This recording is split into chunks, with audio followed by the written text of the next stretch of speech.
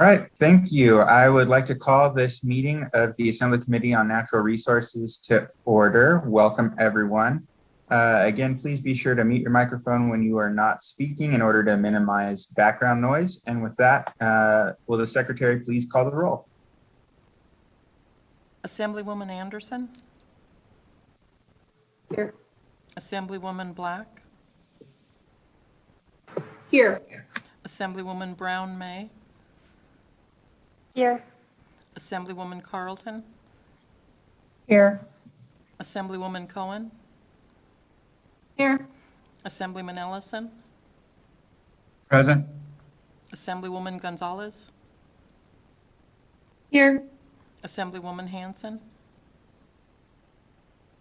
Here. Assemblywoman Martinez? Present. Assemblywoman Titus? Assemblyman Wheeler? Here. Chair Watts? Here. Thank you. Please mark Assemblywoman Titus present when she arrives. I also want to welcome our audience that are joining us for this meeting online. Today we have one presentation on our agenda on outdoor recreation from the Department of Conservation and Natural Resources. Before we start, I'd like to make a few housekeeping announcements. First of all, I would like to welcome Assemblywoman Brown May to the Committee on Natural Resources. And since we had the opportunity for introductions in our first meeting, I just wanted to briefly give Assemblywoman Brown May the opportunity to introduce herself to the rest of the committee. Thank you, Chair Watts. It's my pleasure to be here on this committee today and for the remainder of this session. I'm really excited about these issues. I am an outdoors woman myself. Love the fishing, particularly up here, Assemblyman Wheeler, as I understand you're very passionate about your outdoor recreation. I come from a long line of hunters and fishers, although primarily from the East Coast. When I moved to Nevada back in the early 90s, I found it to be my home as well. So I'm excited to help protect our outdoor and recreation areas and to maybe to expand a few bike lanes and some bike trails. So thanks so much for having me on this committee. Thank you and welcome again, Assemblywoman Brown May. Also, I just want to remind members of the public that they may provide testimony and participate in a variety of ways, all of which are listed on the agendas. You can provide public comment by registering in advance to participate on the Nevada Electronic Legislative Information System, which you can find from the Nevada Legislature's webpage. From there, you can sign up to provide public comment, to provide testimony on any bills that are being presented, as well as to share your opinion on any of the bills that are being heard. You can also send written testimony and comments to asmnr@asm.state.nv.us. In addition, I'd like to note that committee exhibits must be submitted electronically no later than 4 p.m. the day before, so 24 hours in advance of our meetings. Anyone who wishes to receive copies of committee exhibits can find them online at Nellis. As in the past, anybody proposing an amendment also needs to provide that 24 hours in advance, including the bill number, a statement of intent, and contact information. We ask that public comments be kept to 2 minutes so that everyone interested in speaking can be accommodated and to ensure that we get through our agenda in a timely fashion. And again, you can also submit comments in writing. With that, we do have one other item of business to take care of before we move on to our presentation, and that is the introduction of committee bill draft requests. As most of you are aware, throughout session, committees are asked to introduce BDRs to begin the bill process, assign a bill number, and get it referred to committee. And your vote to introduce a BDR is not an indication of your support for the measure. It is just to get the bill printed and assigned a number so it can begin the process. So today we have BDR 112, which recognizes that forest health and water quality are inextricably linked. Do I have a motion from a committee member to introduce this BDR? So moved.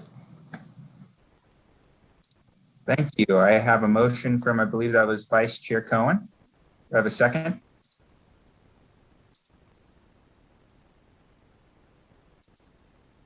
Second, Mr. Chair. This is Assemblywoman Carlton.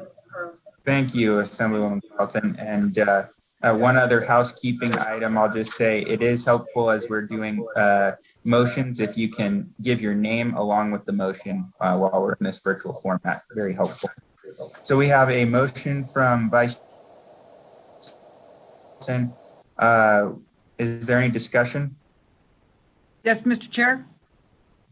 Assemblywoman Titus, go ahead. Yes, thank you. Thank you for the clarification that a vote, that this is just procedural and in no way acknowledgement that we are in support or opposition of this bill. It's simply to move it through the appropriate channels. So with that, Mr. Chair, I would be in support of moving BDR 112. Thank you. Thank you, Assemblywoman. Any other discussion on the motion? All right, hearing none, can we please call the roll for a vote? Assemblywoman Anderson, Yes. Assemblywoman Black, Yes. Assemblywoman Brown May, Yes. Assemblywoman Carlton, Yes. Assemblywoman Cohen, Yes. Assemblyman Ellison, Yes. Assemblywoman Gonzalez, Yes. Assemblywoman Hanson, Yes. Assemblywoman Martinez, Yes. Assemblywoman Titus, Yes. Assemblyman Wheeler, Yes. Chair Watts. Yes. All right, thank you. Motion carries. With that, we will now move on to our presentation on outdoor recreation in Nevada. We welcome the Department of Conservation and Natural Resources and the divisions that will be presenting today. Please go ahead and introduce yourself for the record whenever you are ready, and you may begin. Good afternoon, Chair Watts and members of the Assembly Natural Resources Committee. My name is Colin Robertson. I'm in the middle here. You won't be able to tell us with our masks on necessarily, but I am the administrator of the Nevada Division of Outdoor Recreation. And then to my left. Good afternoon, committee. Thank you for this opportunity. My name is Nikhil Narkade, and I'm here speaking on behalf of the Nevada Off-Highway Vehicles Program. Good afternoon, Chair Watts and members of the committee. My name is Bob Mergell, and I'm the administrator for the Division of State Parks. So I will go ahead and jump into our presentation, and with Chairman Watts, with your permission, we'd ask if possible to hold the questions for all of our presentations until the end. We'll just kind of roll right through from one presentation to the other. That sounds great. And I will just note that you're coming through a little faint. I think it's probably just a microphone issue. So if you can keep your own volume up high, that'll make sure that all the committee members can hear you well. All right, we will do our best to yell at the microphone that's in the middle of the room. So again, my name is Bob Mergell, for the record, administrator for Division of State Parks. It's a little bit of a risk asking me to talk first. I could talk all day about state parks and outdoor recreation. So I will try to get through this as quick as I can and allow time for my colleagues to give their presentation and to entertain questions from you and the committee. You can see that our mission on the screen, but basically we feel that our job at state parks is to manage most of the cool and amazing outdoor opportunities that Nevada has to offer, and make sure that those opportunities are available for our grandchildren's grandchildren. So who we are, we're Nevada Division of State Parks, but we're much more than that. We manage 27 state parks spread around the state. We manage those in basically 4 geographical regions. We employ a large variety of staff. We have rangers, both commissioned and non-commissioned, park interpreters, maintenance staff, clerical staff. We have over 140 seasonal employees that we rely on to keep the parks open to the public. We also work collaboratively with our neighboring federal partners, our sister agencies, such as the newly created Division of Outdoor Recreation and the Off-Highway Vehicles Program. We do that in an effort to provide the best outdoor recreational opportunities possible for the residents of the state. So that's who we are. Here's what we do. Primarily, what we've tried to do is provide a clean, safe place for people to bring their families to recreate. We provide interpretive programming, and we oversee 2 large grant programs, the Recreational Trails Program and the Land and Water Conservation Fund grant program that I'll dig into a little bit. We use both of those programs, again, to help provide outdoor recreational opportunities throughout the state, not just inside of the state park boundaries. This is where the collaboration with the other entities like the Off-Highway Vehicles Program and the newly created Division Outdoor Recreation and others is critical. So I mentioned the Land and Water Conservation Fund grant program. That brings in several $1,000,000 to the state every year that we get to use for a variety of outdoor recreation opportunities. We get to use about half of that at state parks, and then the other half of it we distribute to sub-politicals throughout the state. So cities, counties can put in for these outdoor recreation grant projects, and we're able to fund the vast majority of those.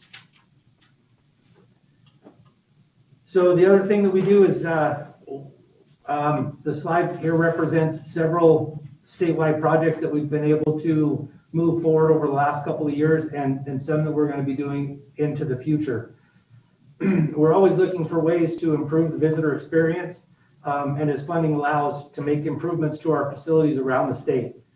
Some of our recent projects that we've been able to do is to construct a visitor center that you can see there at Ice Age Fossil State Park down in Las Vegas.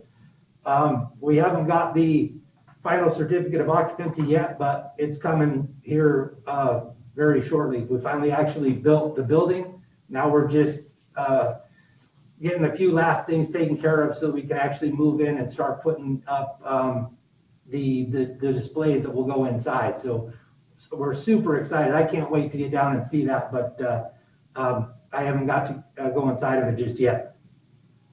Cabins is another one of our projects that we've recently done. We have cabins installed up at Wild Horse that have been hugely popular.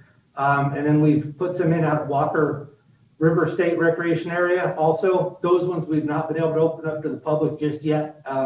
We're still waiting to get the final power plugged in to them from NV Energy. So we're super close, expecting to get those operational late spring, early summer. And then on the topic of collaboration, in the lower slide there, you'll see the Spooner Front Country. That's the visitor center that we're going to be breaking ground on this spring. This project wouldn't happen without a huge amount of collaboration. So in this program or this project, we're using Tahoe bond funding that's managed through the EIP program, Environmental Improvement Program. We're using Tahoe license plate funds. We're using Land and Water Conservation funds. We're using Rec Trails program funding, as well as private funding that we've secured through private donations, such as the Tahoe Fund. So again, we really rely on that collaboration. Other things that we're looking at or trying to do is our modernization efforts. So at state parks, we've joked for years that we're going to drag our agency kicking and screaming into the 1980s, and it's only kind of a joke. We're the last state park program in the country to not have online reservations. We still rely on what's termed the Iron Rangers for most of our fee collection, which is just a giant well casing that people drop their money in, and then we hope nobody comes along with a cutting torch and gets in there and takes it before we can get it. So we're moving away from that. We've ordered these self-pay kiosks that have just made it through the purchasing process. So we've installed some up at Sand Harbor. That's how we know that they're going to work pretty well. But we're now in the design phase of these. They have to get programmed and then they'll go out and install them. So we're hoping to have those installed throughout the state by mid-May. And then Wi-Fi, we worked with Viasat to install Wi-Fi at all of our developed campgrounds throughout the state. They didn't put it in at super remote areas because it's just not super practical there. They can't sell enough Wi-Fi to make it profitable. But all of the places that it's practical, we now have it installed. And then outdoor recreation trends, my colleagues are going to touch on this also, but anybody that participates in outdoor recreation knows that there's been a huge trend towards more and more outdoor recreation use.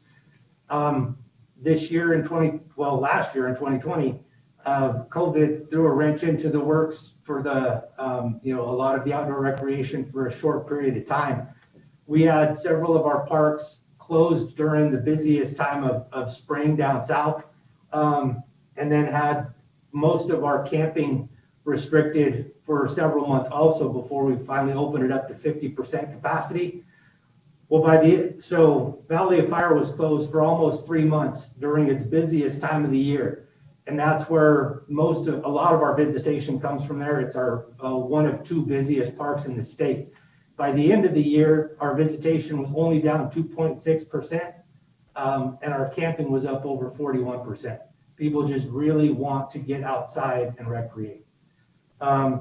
A big part of why those visitation numbers weren't as bad as we were first projecting is the rural areas really had a huge increase in visitation. So areas like Lincoln County, the visitation there was up significantly. So my colleague Nikhil Narkade will go ahead and talk about some of the exciting opportunities that the OHB program has offered in Lincoln County. Thank you, Bob. Nice job. For the record, my name is Nikhil Narkade, Program Manager for the Off-Highway Vehicles Program. Our mission statement's here on our first slide. And really the goal of the OHV program is to use the funding that's generated by the annual off-highway vehicle registration sticker to improve the rider's experience, conserve our natural resources, and draw attention to Nevada's awesome off-road recreation. We do this in a number of ways. Number one, we support and manage a 9-member Nevada Commission on Off-Highway Vehicles. These governor-appointed members help us figure out what the riders want. Where do the riders want improvements, and where should we be investing these dollars into? We administer off-highway vehicle grants focused on expanding the quantity and quality of OHV opportunities. And then finally, we also want to increase our off-highway vehicle registration compliance. This is that sticker that costs $21 a year. On the graphic to the right, you'll note that we've been on an upward trend, and there's a slight but significant dip at the end of February to May of 2020. And that's attributed to the time that our state offices were shut down and we weren't processing registrations. So outdoor recreation is at an all-time high. It doesn't matter if you're riding a bike, if you're taking your dirt bike outside or your side-by-side, or if you're just going for a hike. And people are buying these in my department or my program specifically. I'm hearing that OHV numbers are through the roof. Dealers are having trouble keeping stock or keeping their inventory in stock. And all of our trailheads are packed with trailers and people trying to get out into Nevada's backcountry. So this has also coincidentally increased the calls for emergency service. We're getting our search and rescue crews out in the field more often, and they're needing equipment to go out and rescue our outdoor recreationists that are in trouble. So we're trying to see how we can use our OHV funds to kind of mitigate this or get our Nevadans better prepared to go into these remote areas. One way is our statewide mapping initiative, and you'll see a product of that as the background to the slide. This mapping initiative aims to tell visitors or anybody using these maps where the points of interest are in Nevada, as well as some of the important or like must-see sites. So here we've got a snapshot of Lincoln County, and you can see the rural communities of Pioche, Caliente, and Panaca's hidden behind the graphic there. Also noted are points of interest, such as our state parks and the ability to travel between them, all using dirt roads, all taking your OHV. The blue lines here depict the nationally recognized Silver State National Recreation Trail. It's the only NRT for motorized recreation here in Nevada. And so we really want to showcase that, drive users to explore that Silver State Trail, stop into the state parks while they're recreating in Lincoln County. I want to draw your attention to the left side of the screen here, where you see some green overlays showing the Big Rocks Wilderness and another one just north of there. These are important wilderness areas that, as many know, you can't have motorized recreation within those boundaries. So while we encourage riders on the Silver State Trail to explore those areas, we ask that they park their machine and just go hiking into those wilderness sites. And then finally, there's the boundary for the National Monument, the Great Basin National Monument, which allows OHVs to travel through their boundaries. So one other thing about one really interesting comment about the Nevada Mapping Collaborative is its funding source. It's been running for 2 years now, and it's regularly matched using the OHV fund, using state dollars, and an equal match from the Recreation Trails program housed in the Division of State Parks. So for this, we're kind of all on the same page, and it also helps that when our crews are going out there to map all these sites, that they get to stay at the state parks and camp with their new amenities. All right, next slide, please. So our OHV funding has been put on the ground since before 2017, but in 2017 and 2018 is when we really got our feet wet with these grant projects. We've awarded in the neighborhood of $1 million each year, and we're bringing in our OHV revenue is just under $1 million per year. Just in how this graph fluctuates, I want to make a note that when these projects don't always get completed on an annual basis, sometimes, most of the time, a lot of these infrastructure projects run for 2 years. And so now we're operating with approximately 40 active projects. And in 2021, we added 15 new OHV grants. There's a couple asterisks on this slide for 2021, simply because 2 projects have withheld funding. And they're contingent on getting some other, like an operating plan and the other half of the funding spoken for before we release our OHV grant. All right, so projects throughout Nevada. This is where we're putting, I guess, our money where our mouth is. We really want to see a geographic diversity in the types of projects that are being issued, and then also, obviously, geographically where they're being issued. So you've got a list of colored points on this graphic that shows where all of our 2020 grants were placed. And then looking closer, there's a number of gray dots that show all of our past grant projects. Here, we really want to consider the end users. Where are people going out and recreating? And we want to tie our projects in with what they're recreating on. And this is where we really faced a challenge in 2020, because a lot of our OHV users want to show us. They want to show us their completed project. They want to show us the trails that are causing them issues. And the inability to travel and build these relationships with our partners as well as the community has really made it difficult to put those OHV dollars on important projects on the ground. It's not just done yet. We've been trying to accomplish this just through phone calls and through the Zoom meetings, but also through outdoor socially distanced meetings where we can go and track progress on a number of the projects that are on the ground. Looking forward into 2021, we hope to standardize our messaging such that it doesn't matter if you're recreating in Elko County or Lincoln County or Clark County for that matter, you have one standard way of knowing the OHV regulations in your riding area. So with that, diversity of projects will be looking to the Division of Outdoor Recreation for some guidance on how to improve recreation as a whole.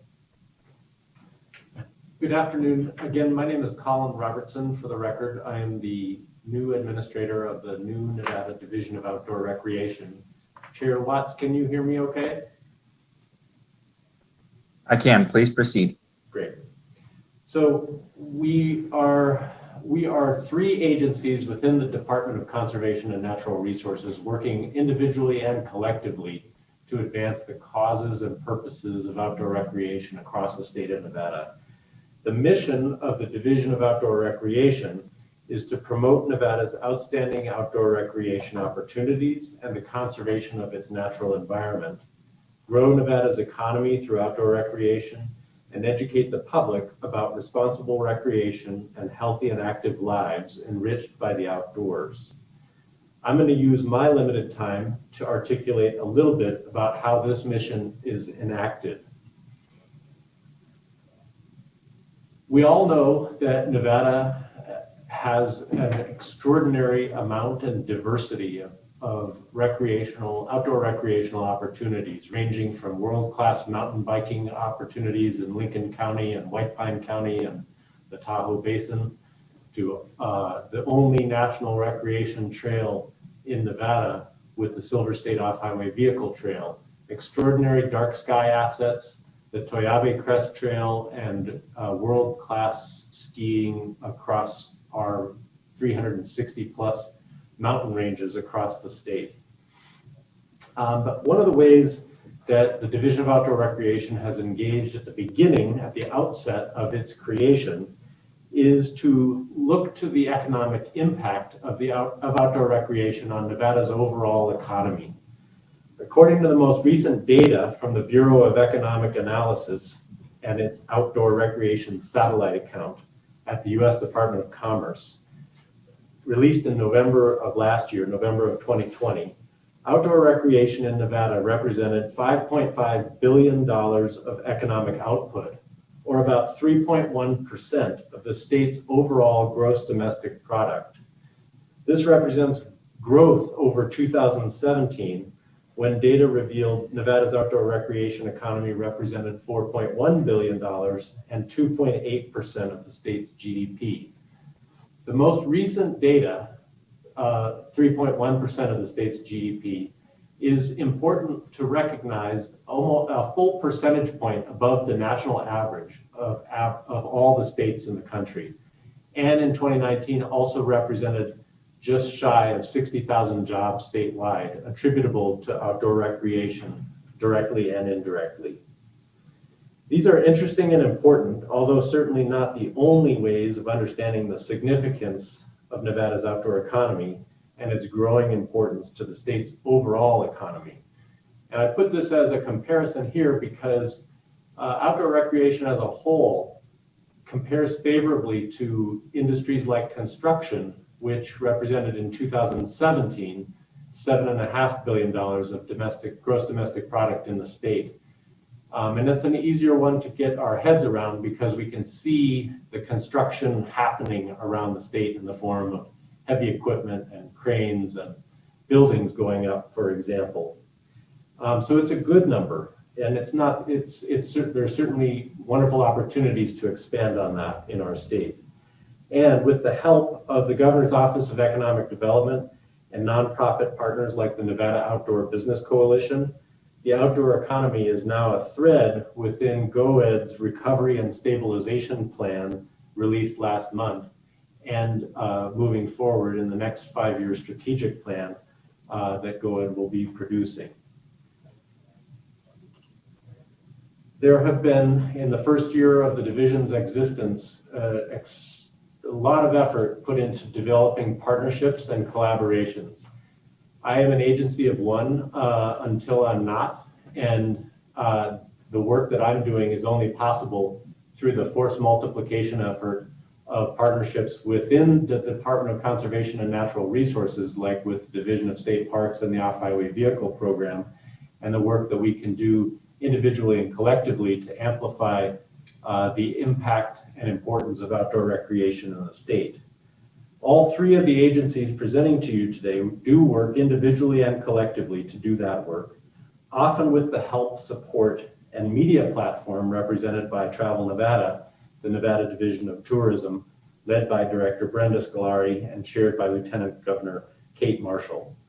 Travel Nevada not only promotes awareness and information about OHV opportunities across the state, or the many remarkable outdoor recreation experiences available to visitors of our state parks. When our team started hearing and then realizing that record numbers of people would be venturing into the backcountry this winter, Travel Nevada helped us spread the word about safe and responsible backcountry recreation. And the Division of Outdoor Recreation is now engaged with Travel Nevada's early stage destination development program with Lincoln County and its many communities. Whereas Administrator Mergel indicated earlier, camping in Nevada state parks in that eastern region was up 41% year over year, due largely to increased visitation in Nevada's eastern region state parks. This kind of fact, combined with the anecdotal evidence and economic data about the rise in outdoor economy, matters as we continue to develop and diversify Nevada's economy via outdoor recreation. I'm going to just mention a couple of key priorities in the interest of time. The Advisory Board on Outdoor Recreation convened in the latter half of January for the first time, and then we'll meet 2 or possibly 3 times further in 2021, calendar year 2021. A key priority of the division, alongside our partners in the Division of State Parks, is to revise the Statewide Comprehensive Outdoor Recreation Plan, or SCORP, which is a document that the state must have in order to benefit from the stateside grants from the Land and Water Conservation Fund that Bob mentioned earlier. We are all collectively and individually working to expand Nevada's outdoor recreation profile. And I would just mention that one example of a way that we were able to work toward that this year, when I was able to help achieve a grant for the Las Vegas-based Get Outdoors Nevada nonprofit group from the North Face company to support a Camp in a Box program for young people in Clark County who were unable to go to traditional summer camps as a result of the COVID-19 pandemic. We are all engaged as well in some of the work around coordinating the Great American Outdoors Act funding opportunities that are represented by the Great American Outdoors Act in Nevada, because part of what we want to do as a department and as individual agencies within the department, alongside our federal agency partners, is to maximize the amount of Land and Water Conservation Fund investment opportunities in the state, which is growing, as Bob has already mentioned, from about $2.8 million worth of grant funds this year to $3.8 million and north of that in subsequent years. I'll finally mention just a couple of key things that I'm very engaged in that tie together some of the comments from Bob and Nikhil in their comments. In part because of all of our work with smaller population-based rural counties like Lincoln County, there are really important ways that we can all engage in the rural community and economic development components that are represented by outdoor recreation. There are extraordinary opportunities across the state of Nevada for outdoor recreation to grow and develop the community infrastructure, and especially as gateways to a lot of Nevada's most remarkable recreation opportunities. Those communities stand to benefit from outdoor recreation as a growing part of their economies locally. So that's something that's pretty exciting. And then finally, mentioning a dark skies bill draft SB 52, which is before the legislature this session, to look at creating a state dark sky designation program administered by the Division of Outdoor Recreation. All of this is about making sure that Nevadans of all backgrounds and experiences have greater access and more equitable access to outdoor recreational opportunities across the state. And I'll leave it here on this slide for a few moments, but this just kind of gets at some of the projects following the pillars of the Confluence of States, which is the Alliance of States with Offices of Outdoor Recreation, following their 4 founding principles, which the Division of Outdoor Recreation is created under: conservation and stewardship, education and workforce training, economic development oriented towards outdoor recreation, and health and wellness. So we'll stop there with our contact information on this slide and open it up for discussion and questions if that seems appropriate, Chair Watts. Yes, thank you, Mr. Robertson. Thank all of you for a very informative presentation. I think there's a lot to take in there, a lot of great work happening. Great to see some of these projects moving forward, to see the collaboration between different agencies and entities, and really seeing how conservation of our public lands can also help create jobs, support small businesses, and leverage additional resources for our state and in every corner of the state as well. As many of you know, I enjoy taking advantage of recreational opportunities, and for the handful of people that are following pins today, I've got the Tahoe Rim Trail pin on in recognition of that. So we'll take a few questions. I'll start with Assemblywoman Titus. Thank you, Mr. Chair, and thank you folks for the presentation. As you all know, I'm a very avid outdoor enthusiast with the newest state park in my backyard. So thank you for what you're doing. I have a couple questions. First, the wild horse cabins. We're part of that decision process to make that happen. And so how many cabins do you actually have going out there at Wild Horse, and can you sign up for those online? Oh, Bob Mergell, Administrator for State Parks, for the record. We have 3 cabins up there, and no, you cannot sign up for them online, unfortunately. You have to still do it the old-fashioned way. Call Andrew up at Wild Horse, and he will reserve one for you. Great, because that ice fishing is calling my name, so thank you for that.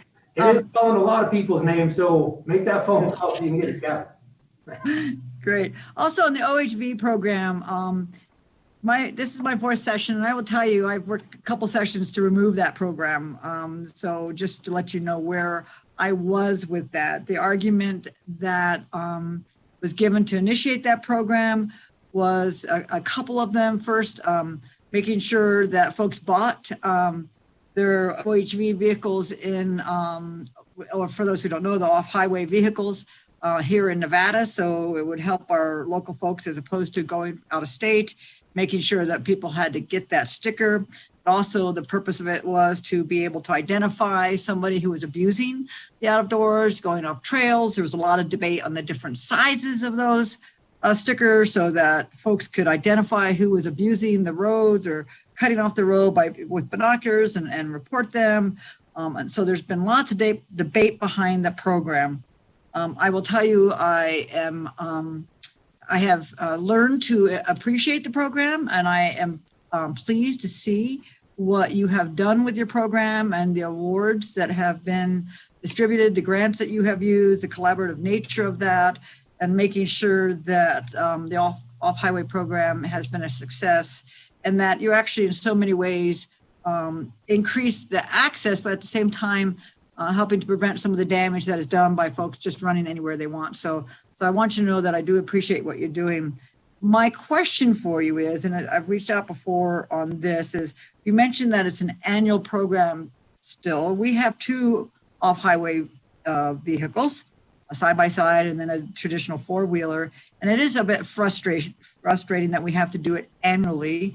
And sometimes you don't pull them out for a while. So we have looked at the possibility of going to a 2-year ticket. My trailers, we can license for 2 years, et cetera. And I'm wondering if there's any thought to expanding it so you can get it for 3 years, et cetera. Now, I know some folks may not want to license their snowmobile every year because their snow may not be there. And so I understand there's different options there, but is that something that's a possibility? Or have you thought about looking at an elective where you could have a 2 to 3 year OHV sticker? Absolutely. Thank you for your question and your comments, Assemblywoman Titus. It's great to hear that you're following the progress of the off-highway vehicles program. And a short answer is yes. We are working towards a simplified process for registration, and part of that could be multiple year registrations. The first hurdle, however, is to get everything, like my colleague Bob put it, into the 21st century, such that we can do the registration processing online. And as that registration process changes, I think we can entertain multiple year registrations. All right, thank you for that. For the record, my name is Nikhil Narkade. If there's anything I can do to help along that, to expedite that, I'd be happy to. So thank you for what you're doing, and thank you for looking out for all of Nevada. So thank you very much. Thank you, Mr. Chair. Thank you, Assemblywoman. Look forward to having that conversation on those policies during this session. With that, we'll move to Assemblywoman Anderson. Thank you, Mr. Chair. My question, thank you for the presentation, and always good to hear all the different outdoor activities and what everybody's doing. My question has to do with, there used to be a program that I believe Assemblymember Yeager brought forward 2 sessions ago that had to do with, I think it was the 4th graders getting free access to the state parks. So I think this is going to Mr. Mergel. Is that activity still happening? And if so, how successful or not successful has it been? Obviously, if it's not, was not very successful. So just wanted to hear if that program's still being offered for our 4th graders, I think it is. Thank you for the question. And again, Bob Mergel, Administrator for State Parks, for the record. Yes, that program is still going, and we don't track how often people use those permits. Again, to my point earlier, unfortunately, there's a lot of information we would like to track that we can't track right now because it would be a tally sheet at a fee booth somewhere. But it has been problematic, I will say, this last year with some of the schools doing distance learning, because we would take those permits and we would send them to the various school districts and have them distribute them. But with kids distance learning, that has been a challenge. So we did send the permits out this year. I guess it'll be kind of interesting to see how many kids show up with them this summer. But the program is still going on, and the kids, the parents like it. Well, and I thank you, because it forced me to take 2 nephews to 2 state parks that I had not taken them to yet. So I found it very beneficial. So thank you. That's great. All right, thank you. Next up, we have a question from Assemblywoman Black. Thank you, Mr. Chairman. Thank you, gentlemen, for the presentation. My question is for Mr. Narkade or Mr. Robertson. Recently, it came to my attention that Arevia Power is proposing a solar plant, Battleborn Solar Project on the Mormon Mesa, which is between Mesquite and Las Vegas in Moapa Valley. The project's going to cover approximately 9,180 acres of the 24,000 acre mesa. And if it's approved, the project will be the largest solar generating field in the US.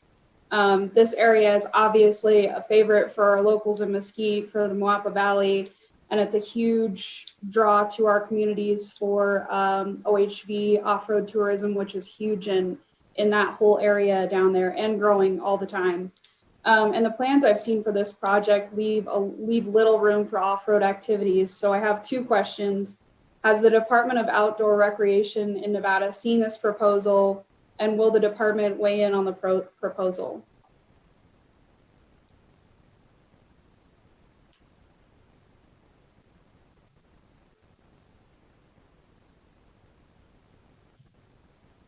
Assemblywoman Black, Colin Robertson, Division of Outdoor Recreation, for the record. I can say that no, I have not. That has not come to my attention. It's certainly of interest, and we should take a look at what it represents as a part of the context for how natural resources across the state are used for various different purposes. But as of now, that proposal has not come to the Division of Outdoor Recreation's attention. I don't want to speak for the off-highway vehicle program. So a couple words on that comment. This is Nikhil Narkade for the record. We're really focusing on using these OHV grants to improve existing facilities and infrastructure. So in that neck of the woods, what comes to mind is the Logandale trails, and we've been involved with improving just the trailhead facilities there, diverting visitor use into that trail system. And that's what we really want to showcase. We want to pick up the really interesting points in Nevada and put those at the forefront of the OHV program for any visitors coming in for a ride.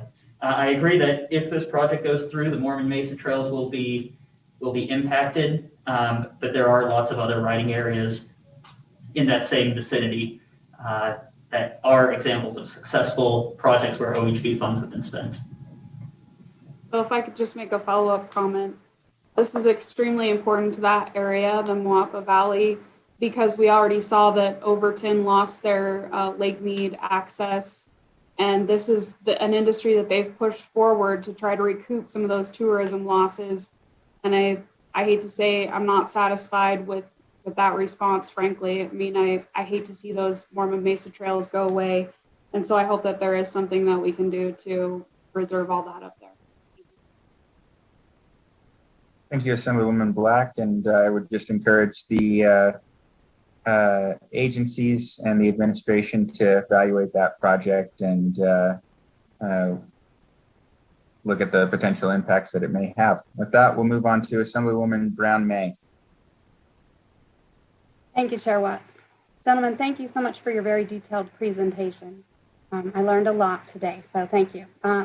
My question is relative to the multiplication of resources as detailed by Mr. Robertson.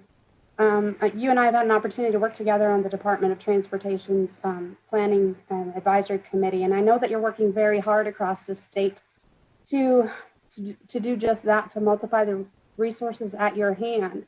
I'm curious to know, is there a plan to broaden outreach to perhaps some of those populations that we don't have a tendency to think about? Accessibility issues for people who have different abilities, perhaps marginalized population, inner city neighborhoods. Do we have a concerted plan? That would be my question.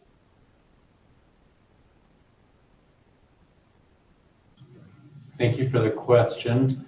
Assemblywoman Brown-May, Colin Robertson, for the record, Division of Outdoor Recreation.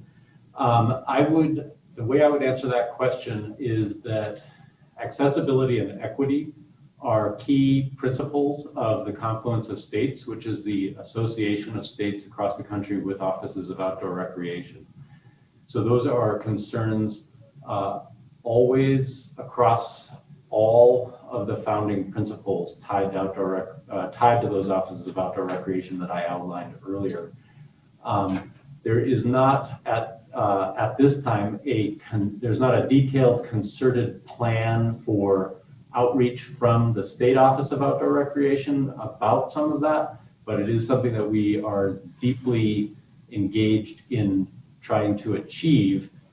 So one example of that is that with the revision of the statewide comprehensive outdoor recreation plan this calendar year, there are considerably more questions in the public survey instrument that will be out in the world later this week that address access from a variety of different abilities perspectives. So not only physical abilities, but also learning abilities are addressed in some of the questions, so that the revision of the statewide comprehensive outdoor recreation plan can give consideration to the needs of differently abled peoples. Thank you very much. And if I could just have one follow-up question, Chair Watts. Go ahead. Do we understand, Mr. Robertson, do you have any idea when you would have that data and analysis ready to be able to consider those populations? The revised SCORP, Colin Robertson, Division of Outdoor Recreation for the record. The revised SCORP is due to the National Park Service by the end of this calendar year. So the process of soliciting public feedback and input through the survey instruments, and then the analysis, the follow-up opportunities to do focus group discussions and or workshops follows the survey instruments and our initial analysis of the feedback. And then the revised SCORP itself needs to be delivered to the National Park Service by the end of this calendar year, 2021, to be ready to go live with beginning in 2022. So there will be ample, I think there's plenty of opportunity to give further consideration to those kinds of needs as this process unfolds. Thank you. Thank you, Chair Watts. Thank you. It's also an issue that I'm particularly interested in. So look forward to seeing how that progresses and the engagement and collaboration with federal, local partners, as well as nonprofit and business partners as well in advancing access to our recreation opportunities. And last, I have a question from Assemblyman Ellison. Thanks, Mr. Chairman. Can you hear me all right? You sure can. Yeah, I'd like to do a follow-up that I'm getting the feedback. I'd like to do a follow-up on what Robin Titus had to say, and that is on the license on side-by-sides and the four-wheelers. The reason why I brought this up is because we've had several issues through the years and got them licensed to go on the road.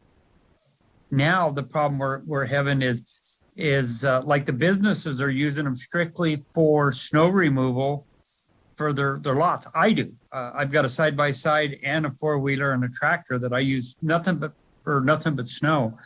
And it'd be great if we could license these like Utah and Idaho is. Have you looked at how they're doing up in their areas? Nikhil Narkade for the record. Thank you, Assemblyman, for your question. Yes, we've consulted with the states in states Idaho, Oregon, Arizona, and Utah, and Colorado to see how they've structured their off-highway vehicles program. At this time, regarding OHV use on roads, we're really leaving it up to city ordinances, city and county ordinances, right, to define where those OHVs should be allowed. I agree that we've seen an increase in them being used to come into town, gather resources, and then go back out onto the trails. And that's really the intent for that direction of letting communities create their own on-road OHV rules, is doing what fits best for that community. For example, the OHV restrictions, the OHV regulations in White Pine County, specifically in Ely, differ from the OHV regulations in Mesquite. Yeah, that's correct. And that was Senator Gogachia's my bill. And it's worked out really good. And the county commissioners are adopting them in different areas, for the need. And actually, like Spring Creek and Lamoille, you could actually go from the ranch and go down the highway or roadway and go to the stores and then go back or pick up your mail. But I really like to see what we can do to add these to this bill, one of these bills out here that will fast track this licensing for these equipments for 3 to 4 years or whatever we can get them for. 3 years would be great if we could do that. So if you take that into consideration, I'll get with Robin, but I think it's really important to do that. Like, like mine don't go off the road. They stay in the garage or in our yards. They don't ever move, but it'd be good to have them licensed, even though they don't go anywhere other than on our own private property. Thank you, Mr. Ellison. Does anyone else have any questions for our panel? Hearing none, I have a couple I'll try to be very brief. One, it's great, and this is something that we also heard from the Department of Wildlife about increased participation, increased recreation. Can any of you speak briefly to, is that having negative impacts on the resource or other issues from places being loved too hard? Thank you for the question. This is Bob Mergell, Administrator for State Parks. And yes, that has absolutely been the case at our state parks. As I mentioned earlier, that our camping was increased 41%. A lot of that was outside of our traditional period of heavy use. So our historical use is basically Memorial Day weekend through Labor Day weekend. That's when we're heavily staffed with seasonals to help keep the parks operational, clean, fit for the public. Well, that use really expanded. So we had people camping and a ton of visitation after all of our seasonal employees had left for the year.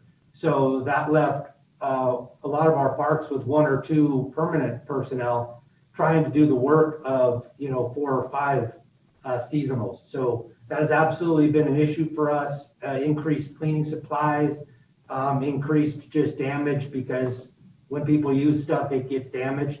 So we're absolutely seeing that. So trying to do more with less is always a challenge for us, but with this increased visitation, it's definitely been exacerbated.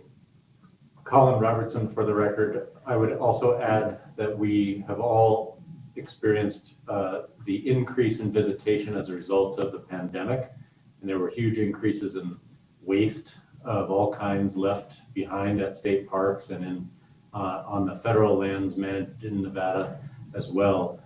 So there are quite a lot of needs around defining sustainable recreation and working toward those towards initiatives that mitigate that kind of love to death challenge.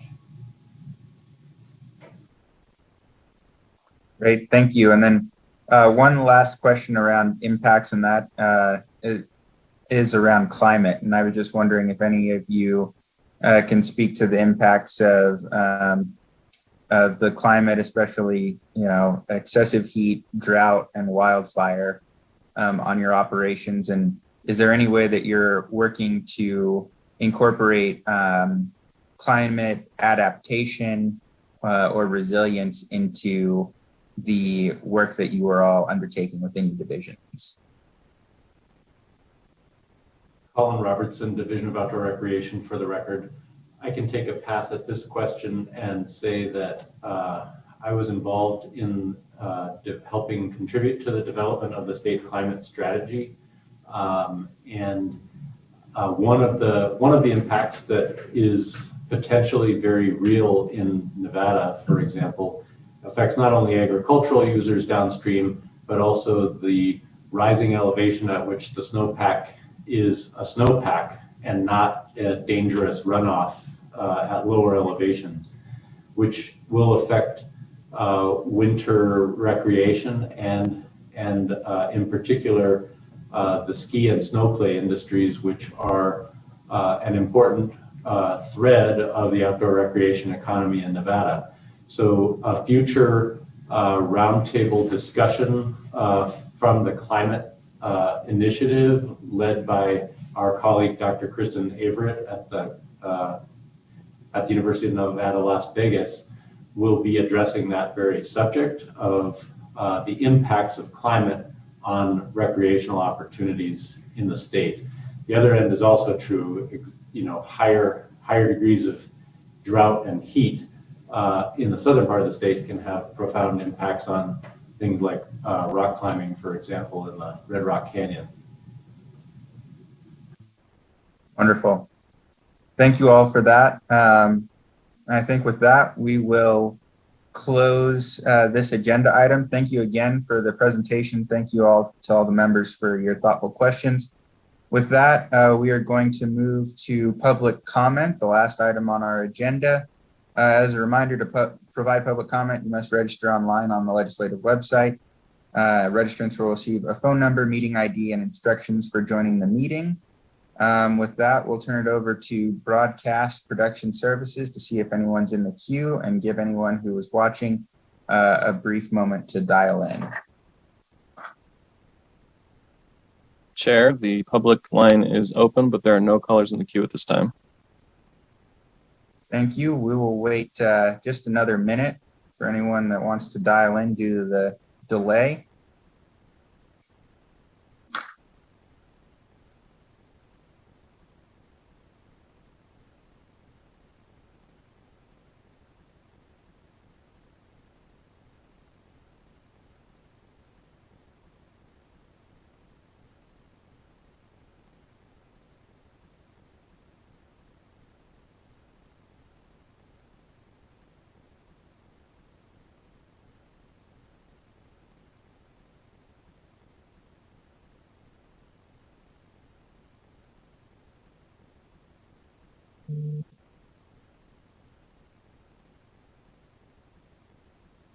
All right, let's commence public comment broadcast. Has anybody joined the queue? Chair, there are still no callers in the public line. All right, thank you very much. With that, that concludes public comment and concludes our meeting for today. Our next meeting will be on Wednesday, February 10th at 4 p.m. We'll hear a presentation from the Division of Forestry and discuss wildfires. And with that, our meeting is adjourned.